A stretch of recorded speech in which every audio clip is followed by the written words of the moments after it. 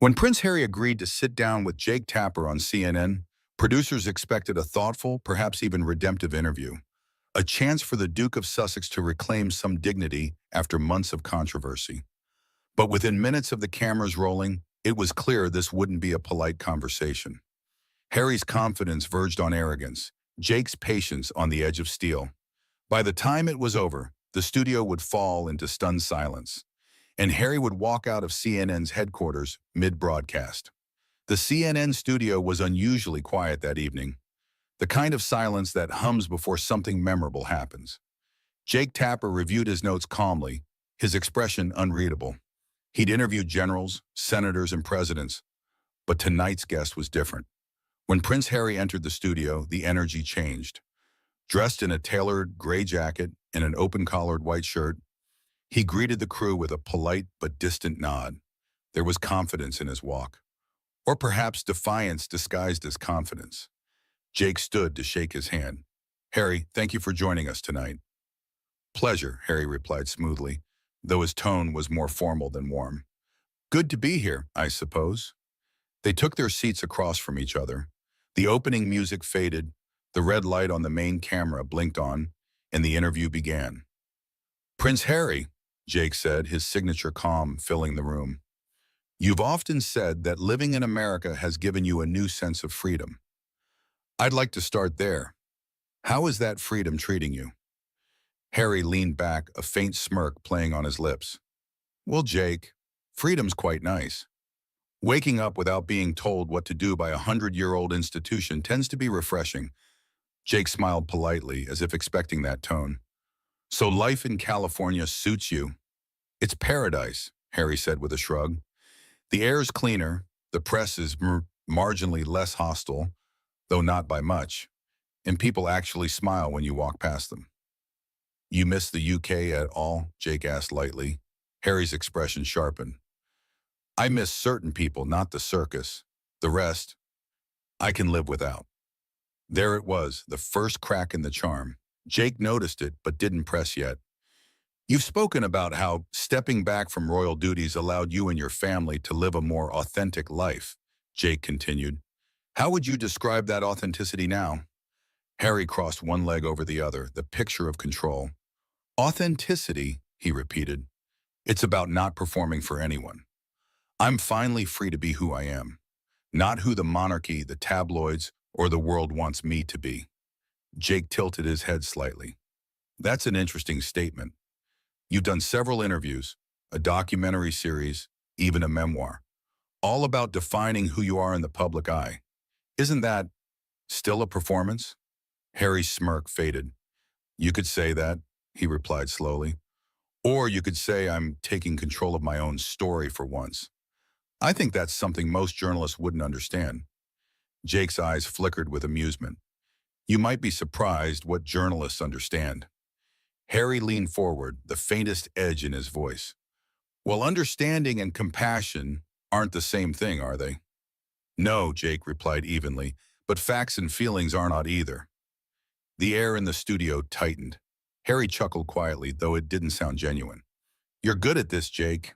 You always have that tone, tamed, reasonable, slightly patronizing. It must work wonders on politicians." Jake didn't flinch. "It's not meant to be patronizing." "Just curious, curious," Harry repeated, his voice dripping with irony. "That's a nice way of saying intrusive." Jake folded his hands on the desk, his professionalism unwavering. "I think the public is curious about a man who's made a career out of rejecting the spotlight, while standing in one." Harry's eyes narrowed. "You mean people like you?" "I mean the audience," Jake said, still calm.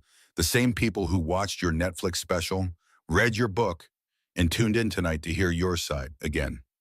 Harry gave a soft laugh, though it carried no warmth. "And you think that makes me a hypocrite?" "I didn't say that," Jake said carefully. "But it's a fair question, isn't it? You've spoken openly about privacy, yet you've shared incredibly personal details about your family. Where's the line?" Harry's jaw tightened. "The line," he said firmly, "is where I draw it. No one else." Jake nodded slowly. "Even if that line keeps moving?" That one landed. Harry's expression darkened. "You sound like the British tabloids, Jake." Next thing you'll tell me is that I'm ungrateful for wanting peace. Jake leaned back, unbothered. I'm just asking what peace looks like when it's on camera. Harry exhaled sharply, visibly frustrated now. You see, that's the problem. People like you don't want peace. You want content. You want a headline that says, Harry loses his temper. You want a moment like this. Jake looked directly at him. You're giving it to me. The silence that followed was heavy, electric. Harry sat back, eyes locked on Jake's, his smile gone. The room felt smaller, the cameras closer. Somewhere in the control booth, a producer whispered, keep rolling. Jake straightened his notes, his voice low and steady. Let's take a short break. When we come back, we'll talk about family, legacy, and what Prince Harry says he's really fighting for. The red light on the camera blinked off, but the tension didn't. Harry leaned in, voice low but cold. You wanted a reaction, didn't you? Jake replied without looking up from his papers. No, Your Highness. Just an honest answer. Harry's jaw flexed. You won't get one if you keep treating me like a headline. Jake finally looked up, meeting his glare. Then stop acting like one. The control room went silent again. The break hadn't even started, and already the interview was on the edge of explosion. The studio lights flickered back on. The crew moved quietly, as if afraid that one wrong sound could shatter the thin layer of civility holding the room together. When the red light above camera one turned on again, Jake Tapper smiled smoothly for the audience. His tone was calm, professional, but beneath it, there was an edge of determination. Welcome back, he said. We're here with Prince Harry, discussing his life, his work, and the choices that have shaped both. Harry nodded stiffly, his expression polite but guarded. I hope we can keep this on track, he said with a tight smile. Jake ignored the jab. Let's talk about your family for a moment. You've said that you stepped back to protect them.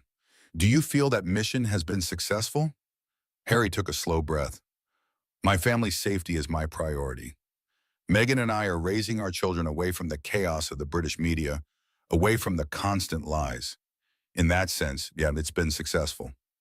Do you ever worry, Jake continued gently, that by talking about your family so publicly, you have actually invited more attention to them? Harry's lips pressed into a thin line. I find it fascinating how people keep circling back to that narrative. I talk about my story, not my children's. The press, however, doesn't seem to know the difference. Jake nodded slowly. But you did discuss some deeply personal moments in your memoir. Conversations with your father, private messages between you and your brother. Harry cut him off, voice sharp, because people deserve to know the truth. For years, the palace and the media painted me as unstable, reckless, even disloyal. What was I supposed to do? Sit in silence while they sold lies about my life? Jake maintained his calm. Maybe not silence, he said carefully, but perhaps restraint. Harry's eyebrows lifted. Restraint? After decades of being misrepresented? After watching what that machine did to my mother? The name hung in the air. Diana. Jake hesitated for a beat, then asked quietly, do you think you're still haunted by what happened to her? Harry's face tightened instantly. Haunted? It's not an accusation, Jake clarified quickly.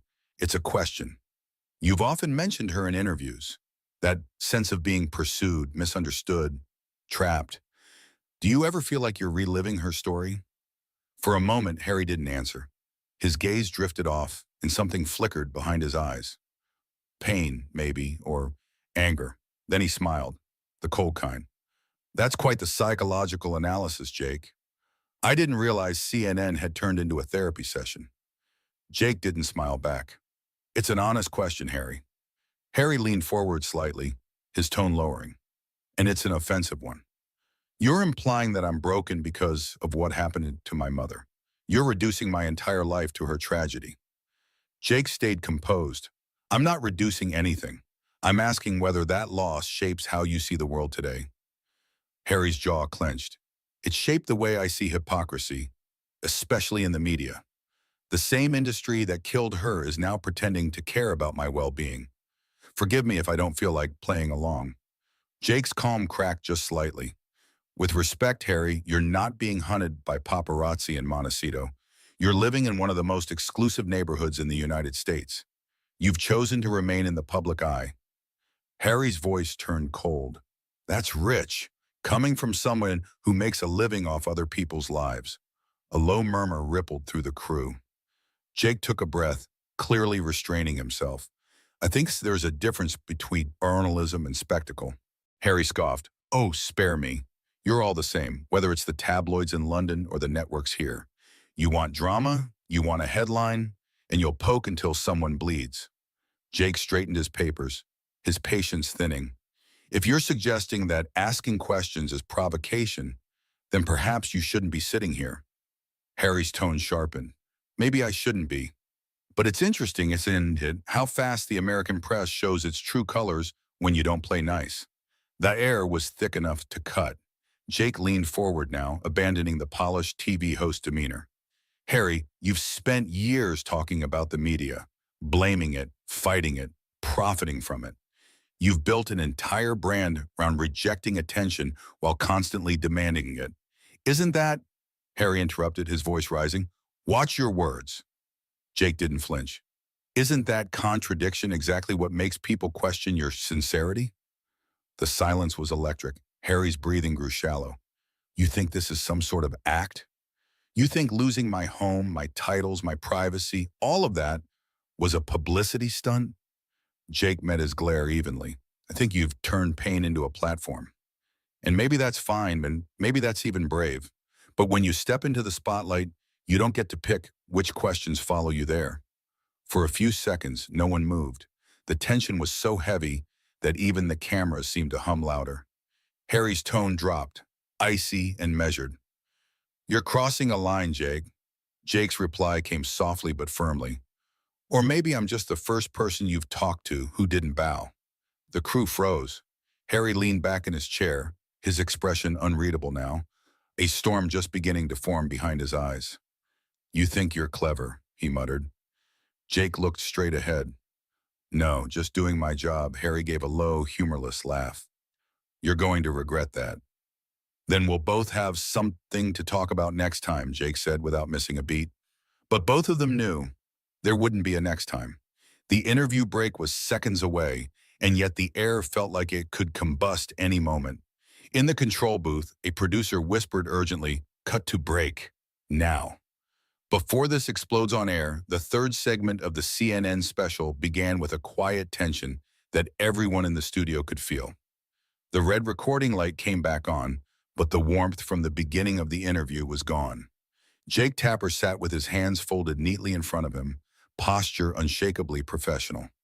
Prince Harry leaned back in his chair, his jaw tight, his expression unreadable, but his eyes betrayed irritation.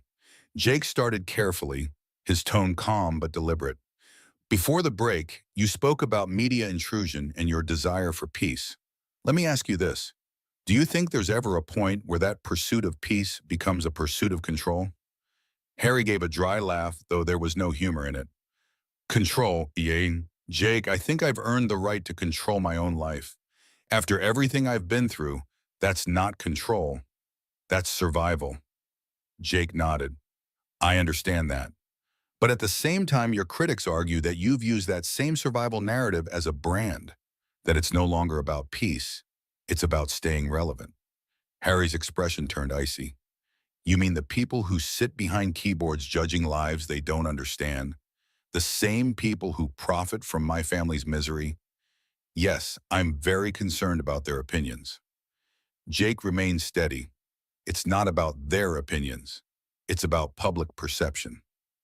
You've done a Netflix series, a memoir, countless interviews. People are starting to wonder, when does sharing your truth become selling it? Harry leaned forward slightly, his tone clipped. And there it is, the old cash-in accusation.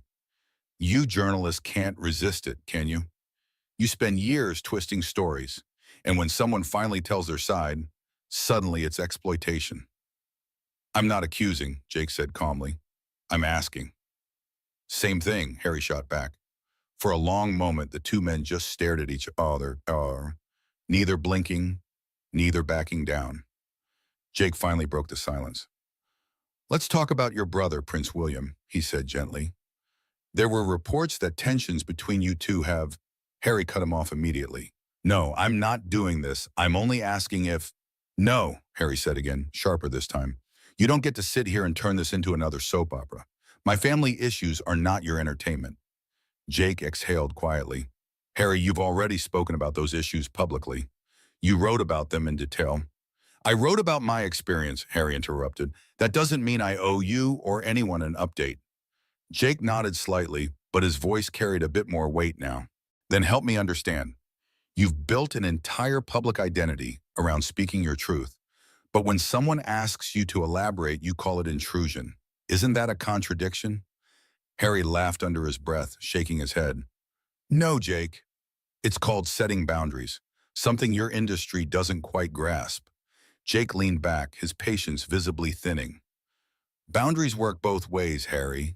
You can't demand privacy while inviting cameras into your home. Harry's tone turned biting. And you can't pretend to be objective when you're clearly enjoying the drama. Jake's eyes narrowed ever so slightly. I don't enjoy drama. I just don't run from hard questions. Harry smirked, but his words came out like daggers. Of course not. You hide behind them. That landed like a slap. The crew went silent again, a sound tech looking up nervously from behind the console. Jake didn't respond right away. When he did, his voice was lower, sharper. You know, I've interviewed leaders during wars, survivors of atrocities, people who've gone through things they can barely speak about, and they somehow manage to answer without turning it into a performance. Harry's eyes flared. A performance? You think this is an act? Jake's tone was unflinching. A thing you've learned to turn every question into a confrontation. Maybe that works in Hollywood, but not here. Harry's hands clenched on the armrest. This isn't about Hollywood. This is about you trying to corner me. I'm not trying to corner you, Jake replied evenly. I'm trying to understand why you can't have a real conversation without making it about how misunderstood you are. Harry's voice rose. Because I am misunderstood. You think you know me because you read headlines? Because you've seen a few interviews? You have no idea who I am. Jake stayed perfectly still. Then show us. The silence that followed was deafening. Harry's breathing was audible now, shallow, heavy. His face was flushed, his voice trembling slightly with restrained anger. You don't get to tell me how to be, Harry said finally, his voice low and dangerous. You sit here pretending to care about truth when all you want is a viral moment. That's what this is, isn't it? A royal outburst. Good for ratings. Jake's response came slowly. You know what's interesting, Harry? Every time someone challenges you, you accuse them of having bad motives. Maybe that's not about them. Maybe that's about you. That stopped Harry cold. For a few seconds, he said nothing. Then leaning in with a glare that could freeze glass, he said quietly, You're lucky I'm not my father. Jake blinked. Excuse me? Harry smirked faintly. He'd have walked out 10 minutes ago. Jake's reply was calm but cutting. Maybe he'd have handled it with more grace. The line hit hard. Harry's entire posture stiffened. The cameras were still rolling, the tension now unbearable. A producer behind the glass mouthed, Cut? But the director shook his head. It was too raw to stop. Harry exhaled sharply, staring Jake down. You've just shown everyone exactly what's wrong with the media, he said. No respect, no empathy, no idea what it's like to live under a microscope. Jake's voice stayed level. Respect isn't given automatically, Harry. It's earned, even by princes. For a moment, no one breathed. Then Harry stood up abruptly, his chair scraping the studio floor. You think you're clever, he said, his accent sharper now, colder. But all you've done is prove why I left that entire world behind. Jake looked up at him, expression composed. And yet, you keep walking back into it. Harry's eyes burned with fury. This interview is over. Then so is the illusion, Jake replied.